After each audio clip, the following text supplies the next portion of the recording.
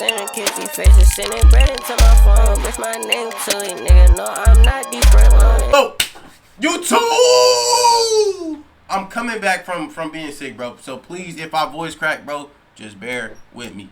Like, please just bear with me, bro. If I voice crack, bro, just calm down. When a cannibal vlogs his murder, by the way, I am black. Like, unfortunately, I'm black. So if you hear that goddamn, fire alarm, whatever it's called, go off, my bad, bro. It's gonna go off every single second. So, goddamn. That's my fault. And I don't know how to turn it off. I can't reach up there. I ain't finna get up there. You know, black ass up there, nigga. I ain't no real monkey, but I mean, like, my bad. Man, let's start the video. Where are my headphones at? Alright, found them. Found them. When a cannibal vlogs his murder. Now, this is wild. 51 minutes, I want to see the vlog. Let me see the vlog. There's always the Let me see the vlog. That's the scholars are getting cracked. Though no one knew it at the time, Alexander Kenua was about to do something unthinkable. His self-recorded videos give us a chilling glimpse into his twisted mind in the days before he committed a truly disturbing act. Like, is it me? Oh, I already paused 22 seconds in. But is it me that like, bro, I don't know why, but I like watching. I feel like it's weird for me to watch shit like this and actually enjoy it. But I love this shit. Like, if they made this into a movie or like a real life movie, like documentary type shit, I'm watching that bitch fully. No cap. I feel like this is a bad thing to be interested in, but fuck it. Go ahead and open it. Orange juice, by the way. What is going? That's only part of it. I tasted something. It's tasting like a principle of your sauce. Just spice, slow baked spice. This nigga really had a full course meal with a human. Old Bay too? He put that hard ass seasoning in his shit. Oh my gosh. Now, keep doing that shit again, that's gonna keep it happening. I can't even drink this juice. Shit making me sick to my stomach. On the morning of May 25th, 2012, 37-year-old Kujo Bonsafo Agie Kodie, an international student from Ghana, went out for a morning jog and never came home. Kujo has spent the last 6 months living with the family of one of his friends, Dr. Anthony Kenua, a physics lecturer at Morgan State University, and when Kujo failed to return home that evening, the family grew concerned. That concern evolved into outright fear when the family discovered that Kujo's wallet, ID, and phone were still in the basement. Even if Kujo had decided to go out somewhere without telling the family, there was no chance he would have left these items behind. Feeling that something was wrong, the Kenuas called the police. They had no idea just how wrong things were. Although bro, I'm sorry, the alarm is making me laugh, but it's not the video. Chill. Responded immediately to the report and sent detectives over to interview the Kenua family and search the property. Nothing of note was found, apart from a dead fox in a container behind the Kenua's home. Fox. This curious finding will later prove integral in the most sickening way.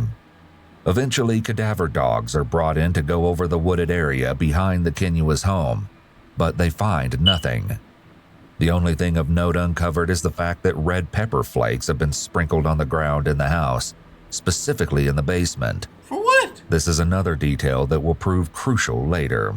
Uh-oh. It seemed like the case was rapidly getting cold, but an unexpected discovery was about to change everything. 4 days after Kujo's disappearance, Jared Kenua, the youngest boy in the family, was down in the basement when he found something that made his blood. I thought he got took too. I'm like, damn. What did the nigga, what the cannibal have a problem with his family for? The hell? To run cold. After confronting his older brother Alex about it, Jared told the rest of the family what he'd found, and the police were once again quickly called to the scene. In an interview with detectives, Jared revealed the nightmare he found in the basement. We're here to talk about an incident that occurred last night. Why don't you go ahead, just in your own words, tell me what happened. Last night, right before I took a shower, I was gonna go get my laundry bag. So I went down to the basement and I opened the laundry door and I saw my blanket on top of a box. And as I was lifting the blanket up, I saw two pans full cutting board. So I lifted up the pans, and in it I saw 3 different objects, and they were kind of black with some gravy substance looking at them, and it looked like hands and a head. Oh no! There's no way y'all brother is in the bait. Wait, how did? Let's keep watching. As soon as I saw that, I really couldn't distinguish whether it was a face or somebody's face I knew or something. But I looked at it and I stopped myself. I stopped what I was doing. I went upstairs and I asked Alex, come down here. And I asked him, what is it? And he said, don't worry about it. Don't worry about it. Wait, what? Whoa. Twist and turn of events. The nigga that he living with did it? Is it? None of your business and all that stuff. And he started avoiding my question. Alongside interviewing Jared, detectives also spoke with Alex about this disturbing and suspicious discovery. As Alex has read his rights, the interview hits a slight snag. Are you willing to talk to me after being advised of your rights? And that's, again, a yes or a no question. Same thing as the one on top. Wait, he killed his own family? Right, and, oh, wait. You got to read that last one. What this one says is, have I threatened you or forced you in any way to make you talk to me? Yes. Have I really, or yes or no? Yes. If I was. Do you think I did? I did threaten you? Because I'm not trying to threaten you. If you took it that way. But I just take it as yes. Oh, well, tell me then how because I don't want you to feel that way. So if you feel that way, I want to make sure you know that I'm not threatening you and I'm not trying to scare you or anything like that. I'm in a confined room in a undisclosed location with behind a locked door with a CCTV. Yeah, I ain't gonna lie, shit. I feel threatened too, nigga. The fuck? I'm in a goddamn little cubicle, nigga, with two men that, you know, got higher power than me. What the fuck? I feel threatened too. I'll be saying the same shit. Like, get me the fuck out of here. The hell? How long? Detectives, I don't know. I'm threatened right now. Okay, well, let me make you feel a little bit better then. The door is not locked. Okay? I feel threatened. We're in. Well, I'm explaining it to you, okay? We're not in an undisclosed location. We're in Forest Hill. It's about 20 minutes from where you live. Okay? It's an industrial park. Door unlocked too? Shit. Not locked. And I am not armed. I don't have a gun. I've been gone, nigga. You can see right there. Especially knowing that I did the crime. Shit, I've been. Goodbye. You gonna have to catch me, bitch. The fuck? And neither does that detective. Though there are different policies, it's typically recommended that officers aren't armed in the interrogation room. It helps calm the person being interviewed and prevents them from saying they were threatened or they were scared. Nah, but then if you run, then they know that you really did it. So, you know, you can't run. So he already know, like, you feel me? The officer was armed. As well, officers don't want to wear a gun in order to lower the chance that someone takes it from them. Your mind's a weapon, so. Well, I can't take my mind away. But there's no guns in here. No one wants to threaten you. Okay, so you understand I'm not trying to threaten you? Right. Okay. I'll sign it. Okay. Less than 10 minutes into the interview, and Alex is already handling this differently than most people in this situation would. But is this strange behavior an indication that he knows something about Cujo's disappearance? It's interesting. Can you tell me what happened tonight? Yes, last week I collected a jackal or foxes like roadkill. And usually I trap animals. That's what sometimes I can catch, sometimes a jackal. But this morning I saw it's like a wild dog. I can give you a description for a wild dog. It's not wild dog, it's like a coyote type. Like they have fur on it. Maybe had like a less than an inch. It all starts with the killing of animals though, right? Because I learned that from Jason Voorhees. He used to kill animals and shit. And once you go from animals and killing, then you go to the niggas and the humans. But my cat was outside and I just happened to be upstairs looking outside and I seen the coyotes. So I figured, you know what? I remember catching that fox that was roadkill. So I figured let me gut it up and, try and catch it. Alex continues to ramble about the wild dog for several minutes, derailing the conversation and giving the officers a lot of seemingly useless information. But there's actually a sneaky reason he's done this. You realize what your brother thought, though, right, or thinks. He thinks that it's pieces of Cujo is what he thought. My goodness. Did you realize he thought that? Or you didn't realize so I just said so? He said that he saw there was something that was blacking him. Like, he couldn't really describe it, and he said he wasn't sure. And he mentioned it to my father and mother. Okay. Nothing but no human skull. Damn, so he killed his own Human what, fam? man? Skull. Like human parts or anything. Because he said there was a head, and I said there's a jackal head right there. With coyote forks. And the paws. And Yo, bro, lightweight smart though. I ain't gonna lie. I want to see how this play out, bro. Did he lightweight? Yeah. I come in and test how I want to see how this shit play out. So it's just parts of it. And besides, I wanted to skin it, try to make like a dream catcher. Where they parked A the dream Cujo? catcher? What the fuck is that? No. Sway Lee song? But the dogs that came out today, they were searching and everything. I'm sure they'll pick the scent, you know. Alex is incredibly confident when he uses the cadaver dogs to assert his innocence. But why is he so sure the dogs won't pick up a scent in the basement? One obvious explanation actually has to do with the red pepper flakes that were found scattered throughout the floor of the basement. It's a commonly believed yet disproven myth that red pepper flakes can fool cadaver dogs into not smelling human remains. What they can do is potentially burn the dog's nose, but this would still not prevent them from indicating remains if there were any. However, as will later be uncovered, there is a far more sickening reason that the dogs didn't pick up on anything in the Kinua home. Let me know! Still, it's entirely possible Alex believed the myth about red pepper, especially given some of his self-recorded videos. Huh? Now the question is about planning the unthinkable, because now how are the new powers going to use nuclear, biological, and chemical weapons? Man, this nigga was ahead of his time. He would, bro. You know how viral this shit would go if somebody did this shit today, in like social media now. Imagine they live streaming some shit and they was doing this. Like, bro, you know how viral they would go. They would go to jail, obviously, never come out. But that shit would go viral. He was ahead of his time. He should have did it now and like nowadays. No cap. Damn. Sooner or later, the countryside is going to be torn in battlefields. It already is in battlefields. It's slowly erupting. Protect your life. Nobody is safe, no matter where you are. It could be even in your own room. It could be even in your own school. It could be in anywhere. Get this nigga off the streets! Get him off the streets! Oh my gosh. He's a nuisance. Nigga even said in the schools, bro, he ain't got no sympathy for the youth. Oh my gosh. Why would your brother think they were human? He said he don't give a fuck who it is. He's been around animals. He said you guys used to cut up animals back on the farm or something like that. We've cut up goats not far from here, no. But he seems to think that what he saw tonight were Y'all be eating goat. human parts as opposed to animal. Well, I showed him the carcass that I actually had, so. He's just confused, you think? What I'll the say he's fuck? confused. Hold up. What the fuck was that? Patterson West.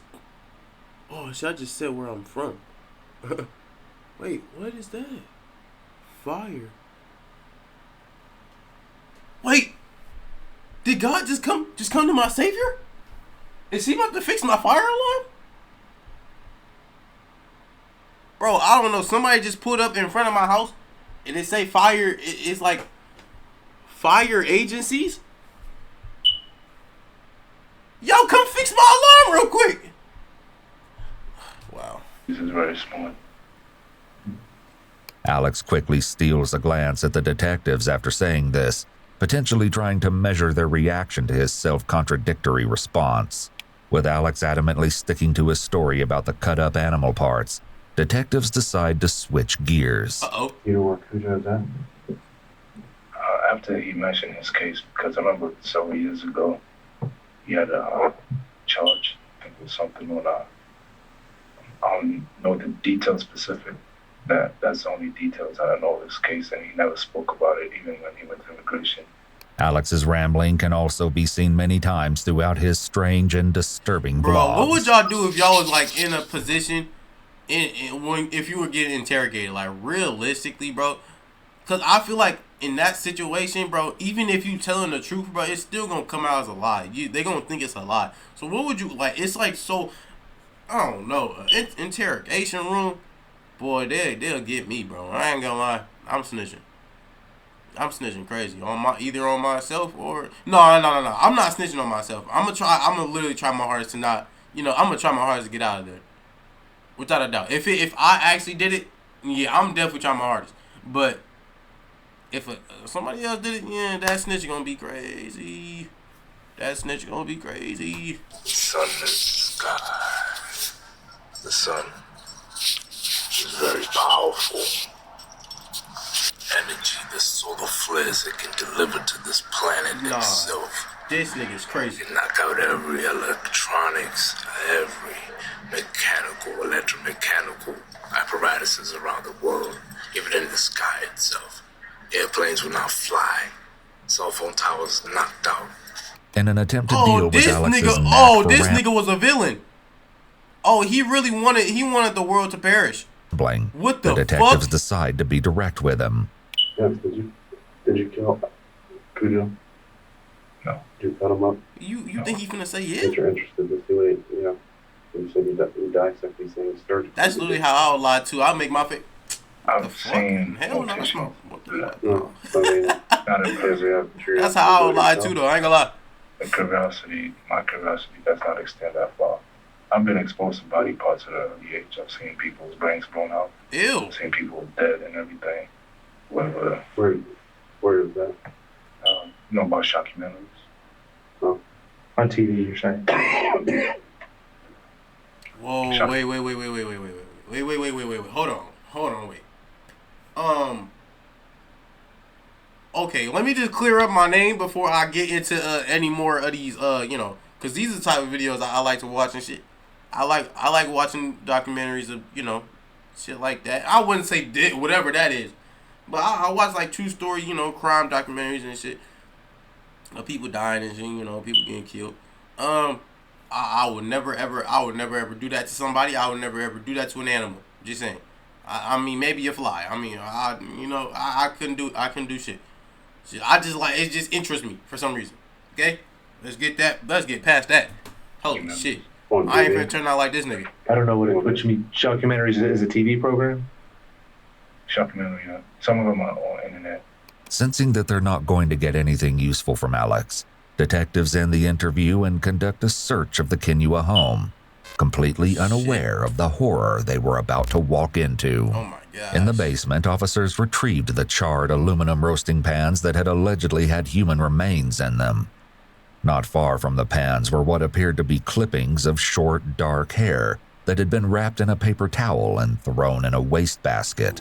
In the laundry room, they find a roasting bag that could usually be used for poultry, scarred by the same charred residue seen on the pan and treated with an oily cleaner. In the room, they also found a camo t-shirt with what appeared to be bloodstains down the front. But this is only the beginning of the disturbing discoveries. Alex's bedroom is locked with a deadbolt and marked with a wooden sign reading, "Either some greater force of terror than death must be devised, or death will not be enough for coercion." Yo, why did they keep him in the house? The shadows. The shadow. Call me shadow. In Alex's bedroom, officers find the shockumentaries he mentioned, as well as multiple leather whips, a large hunting knife, and 2 machetes. These discoveries are overshadowed by what the officers find next. On the underside of Alex's mattress is a massive bloodstain. Damn. One so large that officers immediately theorize that whoever the blood belongs to is almost certainly dead. While they weren't able to find the body parts that Jared claimed to have seen, everything else the officers found in the basement points towards Alex being involved in Cujo's death. Eager to find out the truth behind this mystifying case, detectives sat back down with Alex for another interview. His explanation for the blood is shocking, to say the least. You and I and Chris, again, how do you kill your family, dude? I don't get it. That's so crazy. One of the things that I asked you is I'm more worried about you, right? Because let me explain why. There is psychology to that, and I'm going to tell you why. Because let's say that someone robs a bank, and I find out that this person has a wife that's dying of cancer. Is that the same as the guy that comes in wearing a mask and puts a gun in somebody's hand because he wants to get partying out with that money? Are they the same? What the fuck type of analogy was that? Two people. The crime is a crime. Already, this detective appears to be taking a more strategic approach than the previous detectives, setting the stage for a conversation that will make Alex actually want to confess. One way he does this is by quickly introducing the idea that committing a crime does not make someone evil, and that certain people may commit crimes for reasons that are morally justified. I mean, hold up though. I guess certain crimes. I mean, like, I feel like robbing like a store or some shit. Okay, that ain't nothing for real. Because that's not really like, shut the fuck up! Shut up! God damn! We are not in the trap no more. Dead ass.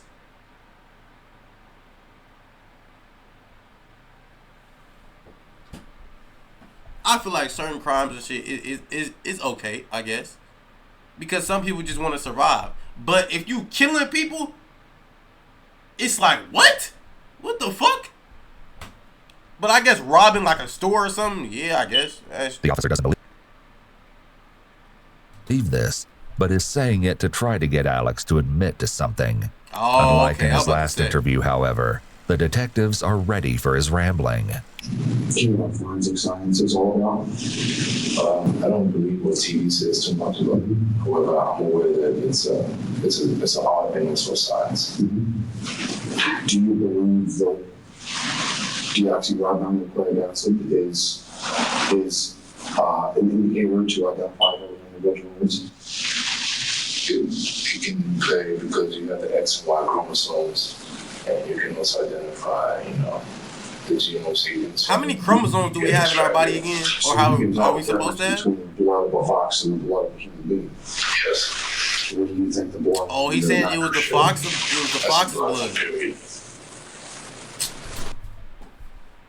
What does it say? That's some blood from period? Stop it, nigga. Stop it. You don't get no hoes. Stop it. You don't get no hoes. You don't get no hoes. Hell no, you don't get no hoes. Look at him. You think this nigga getting hoes? Man, stop it. That big ass blood stain is from a period? Stop it, nigga. You don't get no hoes. This nigga tripping. He was better off going with the fox. What? That was the dumbest thing that he could have said. That was so unbelievable. Come on, bruh. From period? Yeah, I'm on this period. That shit ain't, man, come on, bruh. Oh, she doesn't say it. You know about the blood that was in the box. That box. That's a fox blood there. What if I told you that wasn't? What if I told you that was human blood? Oh, then I have to show you exactly. Was it dried up or special? There's a little bit of both. Ooh, it was new too? Either that was blinded there because I didn't have the fox there when my father saw me there. He told me to take that out the house with my eyes. So he take it out because it was kind of small. So I took it out. While searching Alex's room, police discovered a journal that contained extensive notes on how detectives and suspects commonly behave in interrogations. Some of his notes included, quote, "The capacity for resistance is diminished by disorientation. The end of an interrogation should be planned before questioning starts. The kinds of questions asked, the methods employed, and even the goals sought may be shaped by what will happen when the end is reached." Yo, this nigga teaching me some shit. Like, wait. Yo. I feel like this is like bad to know. But yo, he teaching me some shit. The poorest interrogations are those that trail off into an inconclusive nothingness. The successful interrogation of a strongly resistant source ordinarily involves two key processes: the calculated regression of the interrogatee and the progression of an acceptable rationalization. If these two steps have been taken, it becomes very important to clinch the new tractability by means of conversion. In other words, a subject who has finally divulged the information sought and who is given a reason for divulging which saves his self-esteem, his conscience, or both, will often be in a mood to take the final step of accepting the interrogator's values. His journal could explain in part why Alex keeps derailing the officer's questions.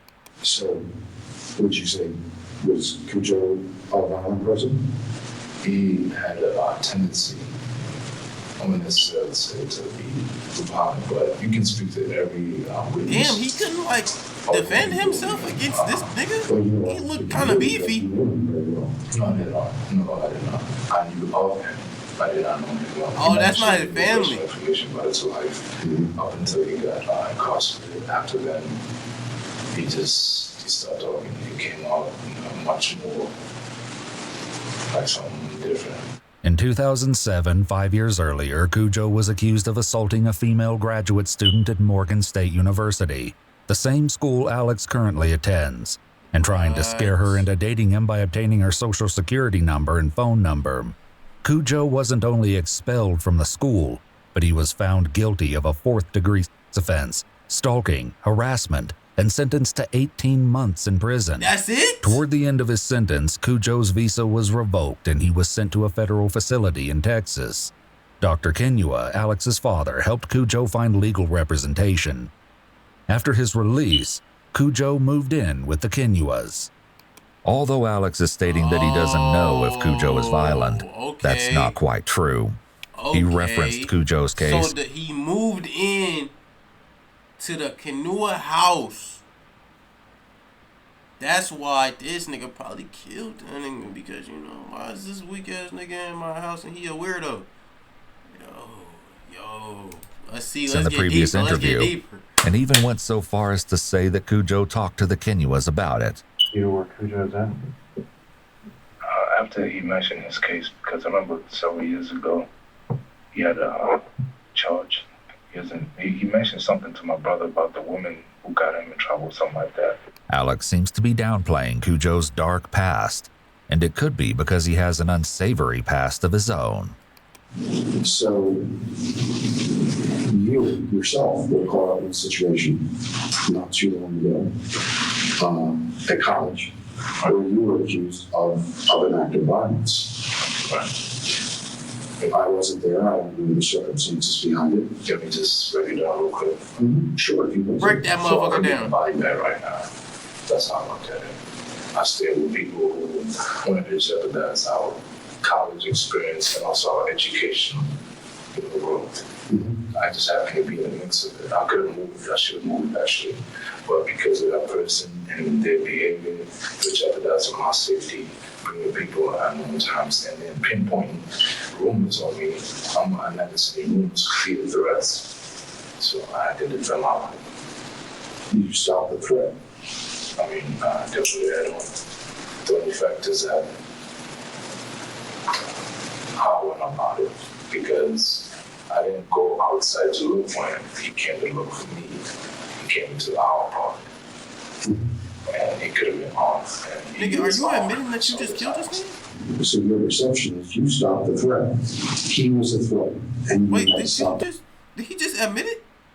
Did he just admit it? No, bro. No, my nigga. Come on, bro. You're supposed to... Man, come on. What the fuck?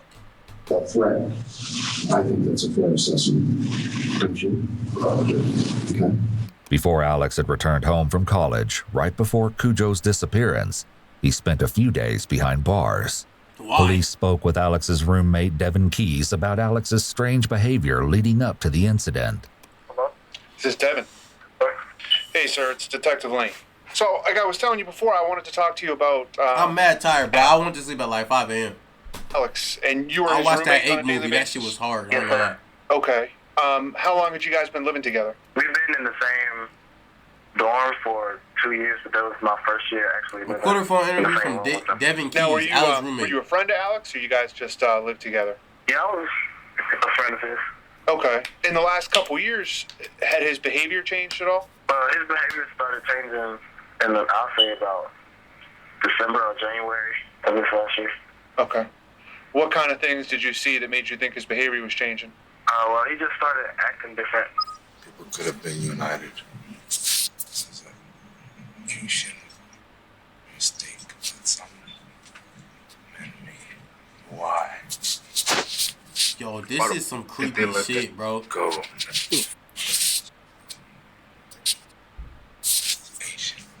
Did you ever see him have a skeleton hand? Not a real skeleton, but like a medical skeleton type of thing.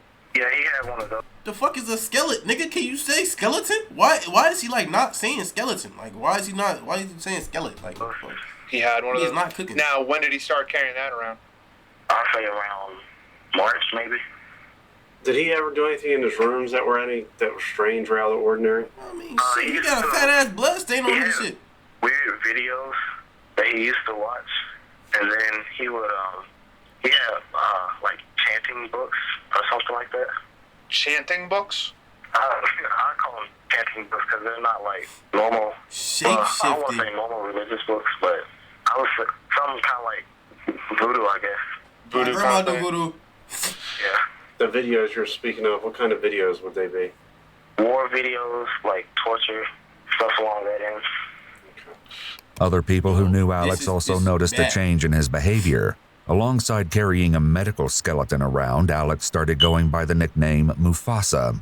The latter fact became known when an RA had responded to a situation in which someone going by the name Mufasa had broken a window in an apartment building.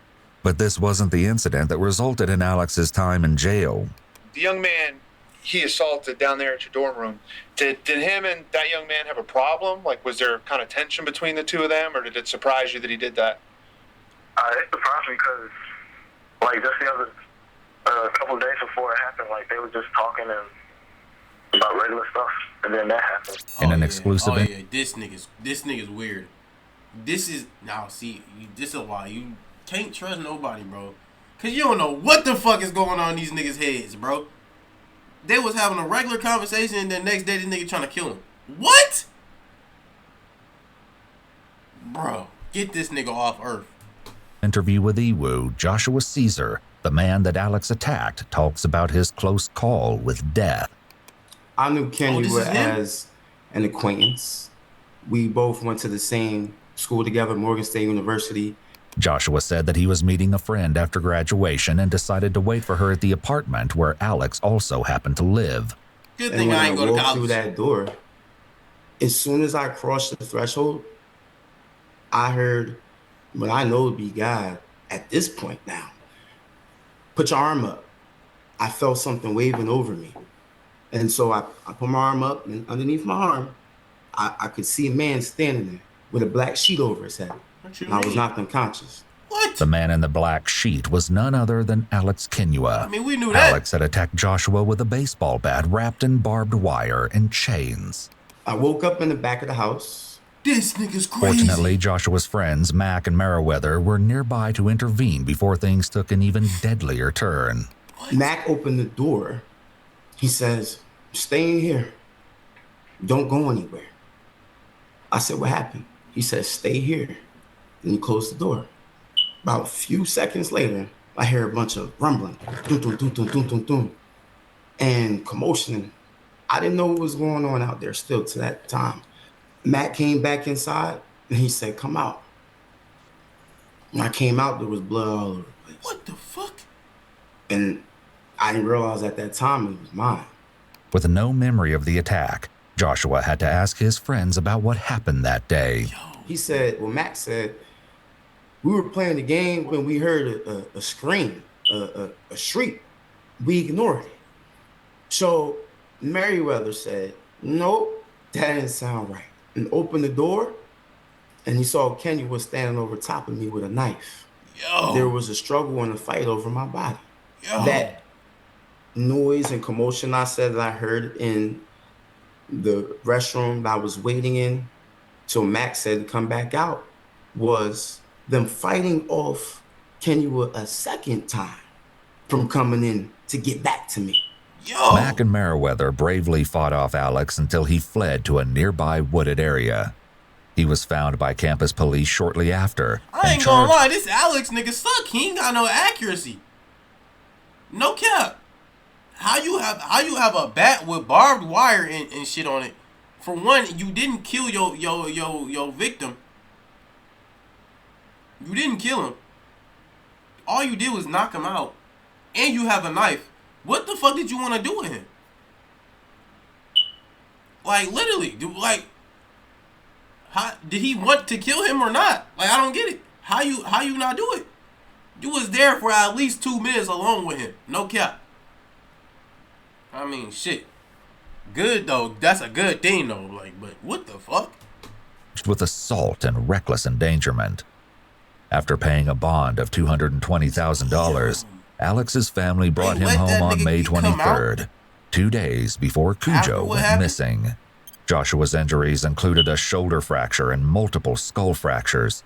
He also lost sight in his left eye permanently. Damn. Joshua credits his survival to his friends that protected him from Alex and the campus police officers that kept him awake after losing so much blood. Damn. As horrific as the attack on Joshua was, it was far from the only incident involving Alex. Yeah. I beat open your bed and I jerked off and I walked on. You got something to say, man? You can look at on your bed. Hope you have a good night's sleep. DP on them freaks. Super freak, huh? You like them super freaks? Well, I got you one. It's all over your bed. Playing games out here. Who's playing with you? Nobody's playing with you. Matter of fact, I don't have the respect to be calling no more. Yo. So this will happen so that you keep doing that shit again, that's gonna keep happening. Why did they bail this nigga out? Why? The next time you shit with people, here's what's gonna happen. See your clothes? Go look in your bed. Look, I left you a surprise. That's just me.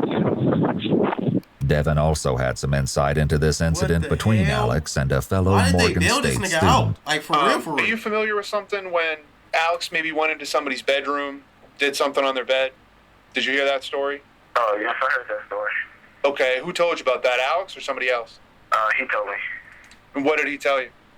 He said that somebody disrespected him, so he disrespected them every time. And did he tell you what he did? He went to the guy's bedroom and on their bed. Did he tell you how they disrespected him in the first place? No, he wouldn't tell me that. Okay. Do you think there really was an argument between him and that gentleman, or you think this is just something he was imagining? I would say it was something that he either imagined or he just took out of hand. It wasn't just Alex's friends who had to deal with his baseless accusations. Hey, right now, I'm following somebody who I thought was watching over here getting a phone call. Not even him. See right there? All in the world will make sense. All the names are put on the board. Now, to tell the story. Oh, this nigga really light, bro. He on his death note shit. You must each measure the face, deal with clothes. This is there's no movie on this nigga. There's nothing on this nigga. Yo, this is something you can make a movie out of, especially in this day and age, bro. No cap. Yo, we gotta come on, movie makers. Come on, hurry up with this shit. Chop, bro. I'm trying to see a movie like that. I ain't gonna lie. This is crazy. That is going to get them in the dream. I ain't gonna lie. You can make me play as this nigga. I ain't gonna lie. Nah, that's crazy. I ain't gonna lie. That's good. This nigga's wild, bro. I ain't gonna lie. This nigga's tripping. Yeah. This nigga writing names on the door. Based on his self-recorded videos and the accounts from those who knew him, it seems like Alex's aggression was ramping up during March, April, and May of 2012, before finally culminating in the terrifying attack on Joshua Caesar. All of these incidents involve Alex taking extreme actions based on perceptions that have no basis in reality. Realizing that this could be a possible motivation for Alex to have killed Cujo, the detectives dive into trying to uncover the truth behind Cujo's disappearance. Nothing can prepare them for what Alex eventually reveals. The issue of Morgan State, that guy, you perceived him to be a threat. It's not good. And you perceived him to be a threat. And then I asked you if Cujo was a threat, and you initially like, no, like I don't really know.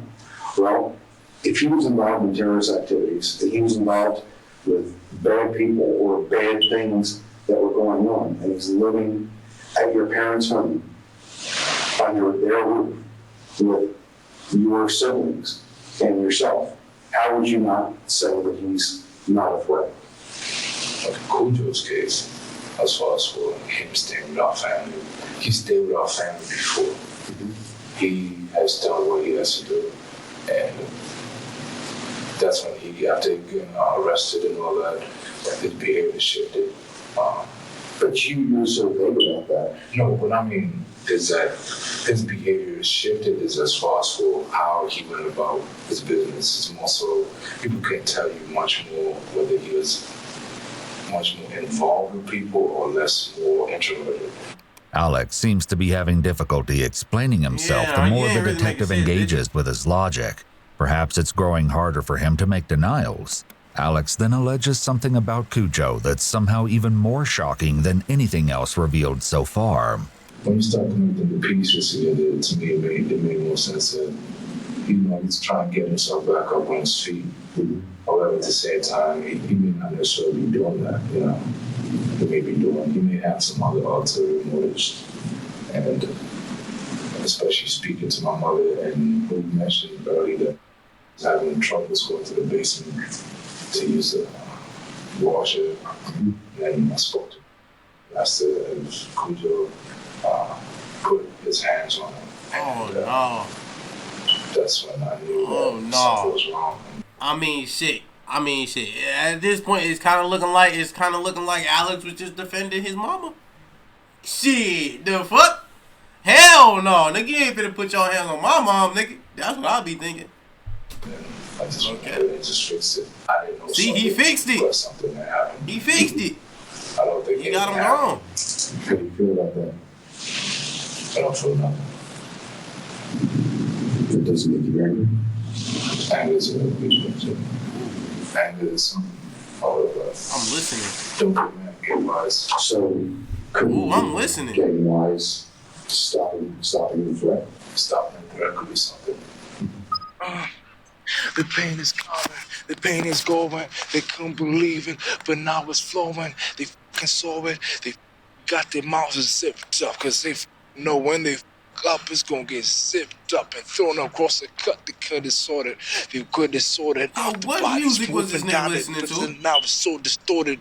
Listen, you are responsible for what happened to Cujo. As far as his death goes, now, why you committed that act, they caused that. That's what I need to understand. I do know that he has been manipulated and taking advantage of my father's good heart and my family's kindness. See, I ain't gonna lie. He was just protecting his family. It seemed like. Right. And on top of that, that's what I'm getting. Those signs, like I said, classifies terrorist behavior. Well, I do know. But I know how he acts and everything because I have. You look at my bookshelves and the type of books and material that I read. Like with him, he sat directly next to my library where I have those type of books there. And every time I noticed, he would go through them and he would look at me like, he would give me a certain look. He would give me a look like he doesn't want me to find something. He hiding something. So every time I would come downstairs, he would rush to hide something. Like, what is he hiding? What is he doing? Whenever I went to my room, my things were moved around. So he was definitely in my room. Bro, do y'all niggas, when y'all be in the shower, bro, as soon as I get in the shower, my room just sound like it's fucking exploding, nigga. A tornado hitting that bitch. I swear, niggas be all throughout my room once I go in the shower. That should be mad annoying.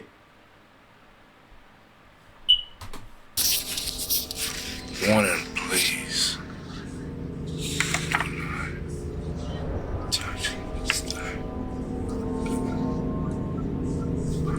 Bro, I swear I'm hearing shit. Alex might be in my house.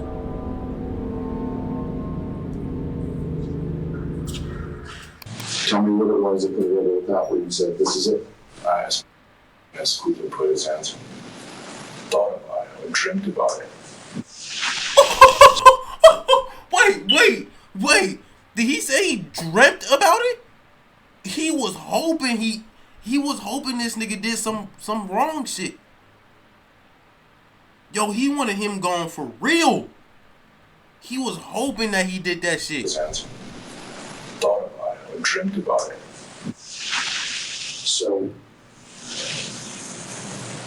was this something that you planned, or was it experiment when you confronted him? He planned that shit. He killed that nigga. I told him already that night. Yeah, he's gone. I mean, what did you say? I spoke to him briefly. We arranged my side of the room. Made him take all his shit to one corner, put all my stuff there, fixed up everything. And I just asked him some brief questions because he started working out and all that, trying to do his muscles and all that. I was like, okay, don't fight, especially people who come to my family. I do something else. Oh, yeah. Tell me Oh, yeah. What you did. Oh, yeah. Oh, yeah. I mean, this confession, So how did you kill him? I won't say I killed him. Stop that cap, nigga. You did. Own up to that shit. That was it. And then what did you do?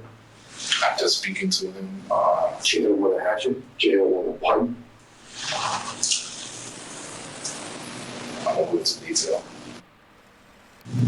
Life is terrible. Damn. It could be even more terrible. My family, I could be burning my family right now. With this proclamation, I mean, I'm gonna be honest. I mean, shit. Bro, I'm family oriented too, bro. I'm not gonna lie, bro. I'm gonna be honest. I don't think this is crazy. I mean, he might be crazy. He definitely crazy, but I feel like, okay, I think, look, this is what I really think. He crazy for sure. He likes to kill. He likes to kill for sure. But the fact that he did it to somebody that was fucking with his family and fucking with his, his people, I feel like it's, I wouldn't say justifiable, but it's alright. It's alright. I mean, shit. I mean, it's alright. Because at least he ain't killed no one but somebody that, fuck with his family. Somebody that actually did something wrong. Now, he could have almost killed that innocent bro. You feel me? He could have almost did. He tried to. But I feel like since he actually killed somebody that actually did some bad shit, I mean, shit, fuck it. Take him to jail. Don't let him come out, but fuck it. I mean, he ain't that bad in my eyes. Man. Alex has fully admitted that he believes he killed Cujo in order to protect his family. I don't know the truth. So again, you're a logical, well-thought man, right? Who was there when you took his life? Just you and him? Because he can't talk. Just as the detectives start to make progress, things take a turn for the bizarre. At least he's one of the reasons. Well, right now, I'm not interested in talking to anyone down. I'm only interested in one person, and that's Alex. I talk to dead people. Interest. Whether or not Alex genuinely believes that he can somehow communicate with the dead, the phrasing and tone of his retort, as well as the fact that he's bringing this up unprompted in a serious murder investigation, arguably betrays his intent to be defiant. He doesn't want to roll over just yet. Detectives have to once again do their best to get him on track. But clearly, you perceive Cujo as a threat to your family. There was a point in time where a decision was made by you that this has got to stop. This is going to end right here. There's two things I don't know. You can tell interrogator to get Is mad. it something that was a spontaneous because of something that you did? Or is this something that you said, this is how I'm going to fix this problem? It wasn't spontaneous. I look at it as he's smiling, bro. He started doing the things he did. Started moving from house to house. And I knew that something was up. And his personality, just based on his character analysis that I was conducting, I was like, something's about to go. And I knew it was either my family, period. He got it up. And I just played some music. Went to work. Oh my God. That is some wild shit. That nigga said, let me put on my music real quick and take your life. Yo! Dude, somebody make a movie out of this shit, bro. Like, bro, this would be a banger-ass movie, bro. No cap. There's a plot and everything. There's a reason why he did it. Oh my gosh. Somebody, I might make him. I'm about to call up the studios. I know what you mean by you want to work, but I need you to explain to me how you want to work.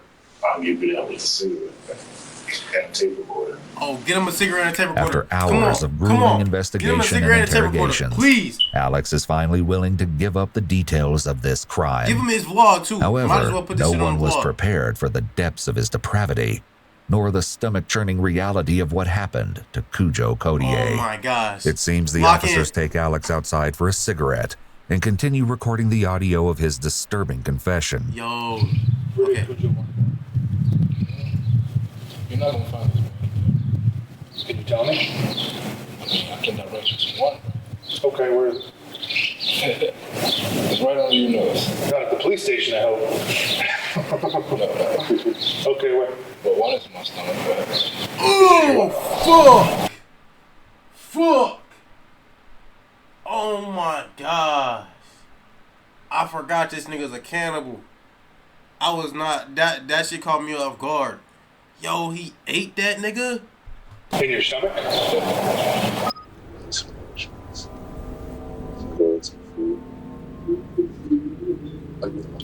Are you fasting? Are you starving? Are you hungry? What's going on? We want to go eat food and we want to go eat food. Who's he talking to? He's talking to himself?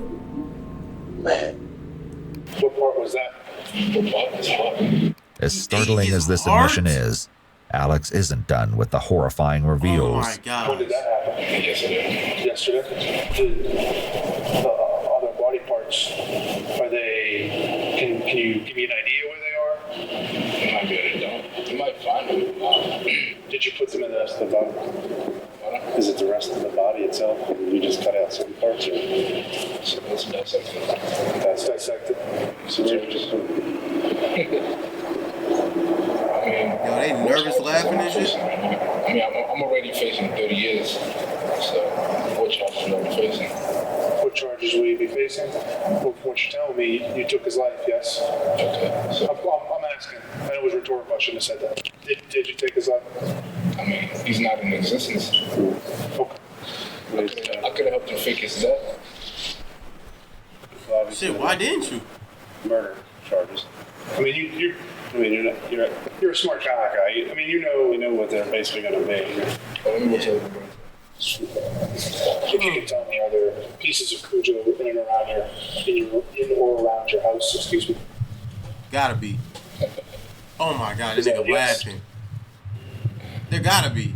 You looking for his head? Yes. Well, his head is taken care of. Is it in the? How is it taken care of? Can you tell me any more than that? His head is. Do you have anybody at the house right now? Mm-hmm. Can you get him on the phone?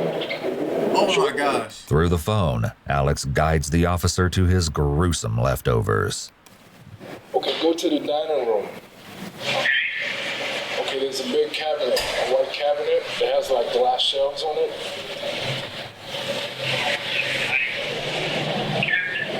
You see the white shelves? Now go to the bottom, move the box of books over there. At the bottom of the cabinet, move the boxes and open open one of the shelves. Do you see a bag of charcoal? Go ahead and open it. Do you see it? Okay. What is this inside the bag? What exactly? That's the only part. That's the only part? After recovering Cujo's severed hands and head, the officers were set on retrieving the rest of his remains. Alex revealed that he disposed of it in the dumpster of a nearby church, and went so far as to brag that the chances of recovering it were slim to none. However, when officers investigated the dumpster for themselves, they discovered 2 duffel bags inside, infested with maggots. As they tried to remove one of the bags, it tore, and the officers were forced to watch in silent horror as Cujo's torso slid out and hit the pavement. Just wanted to, Yo, like there's really people out there like this was telling me that are just able to do shit like this on some regular shit. Like, how? Tom wasn't sitting here just a second ago. Just run through that with what you were telling the other detective. Alex begins eagerly recounting a story so disgusting and despicable, it far outshines everything the detectives have learned thus far. Alex no longer has anything to hide, and as a consequence, he finally discusses in detail what happened the night he slaughtered Cujo. And it's more horrifying than anyone imagined. Damn. It's that night, you know, after everything took place. We didn't argue anything, but I did tell him, I'm not going to speak about anything about cannibalism, you know. It was more so about him being, I asked him if he knows about cannibals, and he said he's heard of them and he'd find out. So I asked him, is he ready to die? And he's like, no, he's not ready to die. So, too bad you made the angel death. How did he kill him? I want to know. Well, that night. Cause that's a big ass nigga. Like that's not something you could just. I don't know if Brody fought off and tried not to die, but like bro, that's a big ass nigga to kill. Into gospel and everything, so play some gospel music, and then he was sleeping.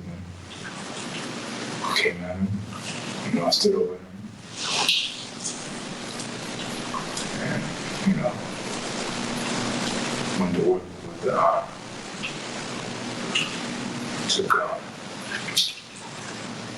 took the axe, and just went to work on his head.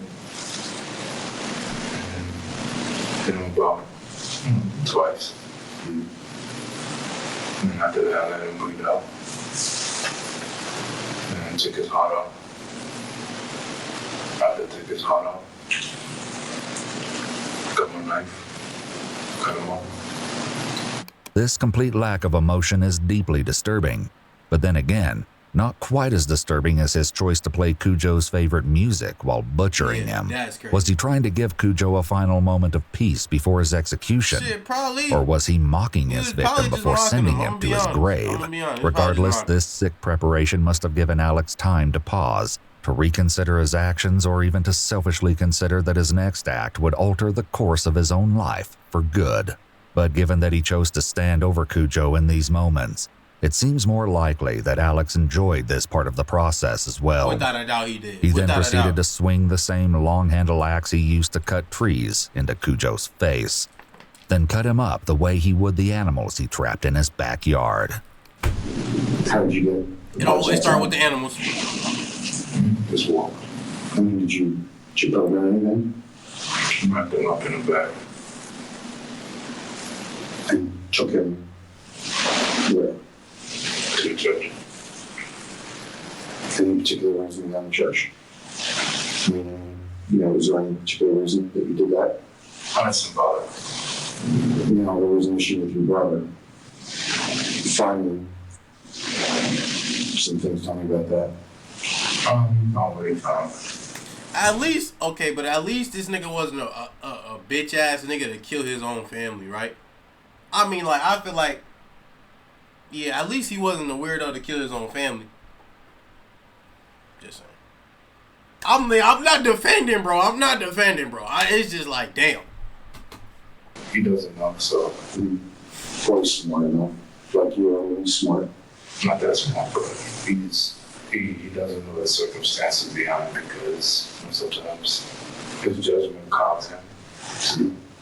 He may not have seen because when I'm not around, he's the second in charge.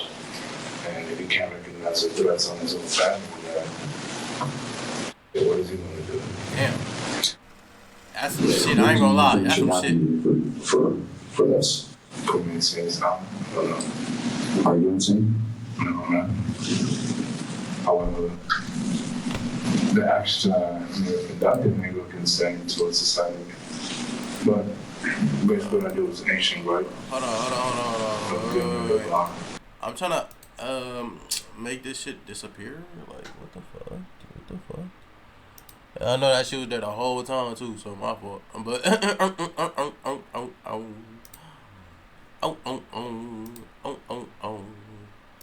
don't know. Let's just put it over here or something. Phone on silent. Let's go. And that's the way you look at Cujo.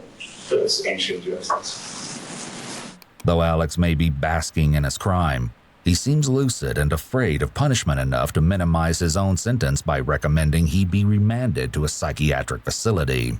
Even with everything he's revealed so far, Alex still had one last sickening detail to share. And again, I'm just trying to understand. This was totally symbolic on your part. You're cooking its head and hands. You removed his hands from his body so that they could not touch anyone anymore. I guess his head disgusted you. And you wanted to deform the head, cook away the hands, eat this some is of them. Crazy, bro. And you ate his heart. That's the only part I did eat. I didn't eat his head. I tasted some of it. It's tasted like a principle. It tasted whatever. Did you use some barbecue sauce? It's just spice, full baked spice, whole baked some sea salt. Oh my god, this nigga really sauteed this nigga head, bro. He sauteed his head. Yo. You don't want. Justice is that's I swear I hear so many things. As sickening as this reveal is, it also could potentially answer one of the remaining questions. What? The police brought cadaver dogs to the Kinua home, and they did not indicate that there were any human remains. And yet, Alex had butchered and eaten parts of Cujo in the home, and he had a blood-covered mattress in his room. The reason the dogs didn't pick up on the scent could be due to the dog's training and experience, as well as the training and expertise of the handler. If a dog is not well trained, or if the dog is being used in a situation for which it is not trained, such as live detection versus human remains detection, the dog is likely to fail.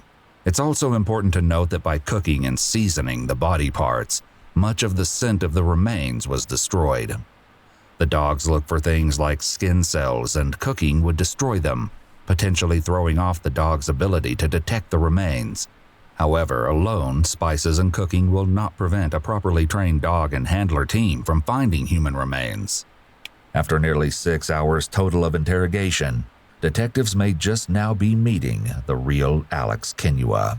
I mean, this is...